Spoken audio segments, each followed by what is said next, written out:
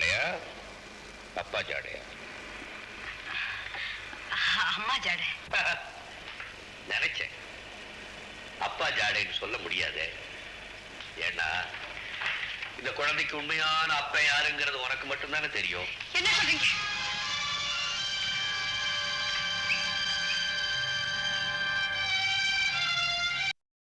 அதே போன்று எம்டிஆரும் மதிய உணவு திட்டத்தை பெயர் மாற்றி சத்துணவு திட்டமென ஆரம்பித்த போதும் முதல் ஆளாக 1,00,000 குழந்தைகளின் கல்விக்காக கொடுத்த வள்ளல் நடிகர் திலகம். ஆனால் காமராஜர் இதே மதிய உணவு திட்டம் அறிமுகப்படுத்தும் போது எம்ஜிஆர் கண்களுக்கு ஏழை குழந்தைகள் தெரியவில்லையா? ஏழை குழந்தைகளில் உண்மையான பாசமுள்ள ஒருவர் கட்சி பாகுபாடு பார்க்காது உதவி புரிந்திருக்க வேண்டாமா?